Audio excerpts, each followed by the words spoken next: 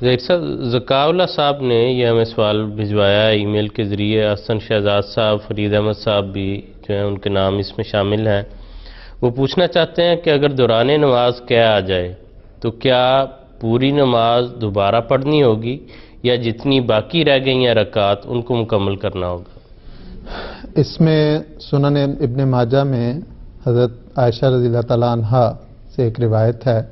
اس میں وہ کہتی ہیں کہ حضور صلی اللہ علیہ وسلم نے فرمایا کہ اگر نماز کے دوران کسی کو قیا آ جائے تو وہ وہیں پہ اپنی نماز ختم کر کے جا کے پہلے وضو کرے اور پھر وہ آ کے نماز میں دوبارہ شامل ہو اور اپنی نماز وہیں سے شروع کرے جہاں سے وہ چھوڑ کے گیا تھا، بشرطے کہ اس نے اس دوران کسی سے کلام نہ کیا ہو.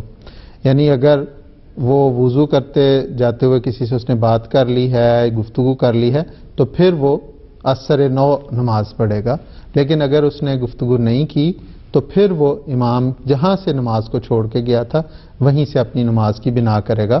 مثال کے طور پہ اگر کوئی شخص کسی امام کے ساتھ نماز پڑھ رہا ہے، باجماعت نماز پڑھ رہا ہے، اسے قیا آ گئی ہے تو وہ جائے گا، وضو کرے گا، وضو کر کے آ کے اگر اس دوران اس کی ایک رکعت مس ہو گئی ہے تو پھر وہ بعد میں اس رکعت کو ایک رکعت کو ہی بعد میں پوری کرے گا. لیکن اگر وہ امام کی اسی رکعت میں مثلا پہلی رکعت میں وہ چھوڑ کے گیا، امام قرات کر رہا تھا اور امام کی قرات اتنی لمبی ہے کہ وہ جا کے وضو کر کے آ کے اسی رکوع سے پہلے اسی رکعت میں وہ شامل ہو گیا ہے تو پھر وہ امام کے ساتھ سلام پھیر دے گا.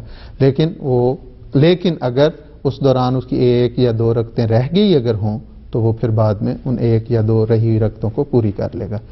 یہ اس صورت میں ہے کہ اس نے درمیان میں بات نہ کی ہو. لیکن اگر اس نے بات کی تو پھر وہ دوبارہ جہاں پہ وہ امام کو ملے گا وہیں سے اپنی نماز شروع کرے گا اور جو امام سے اس کی رہ گئی ہوئی ہیں رکعتیں وہ بعد میں پوری کر لے گا. جی ٹھیک ہے، شکریہ.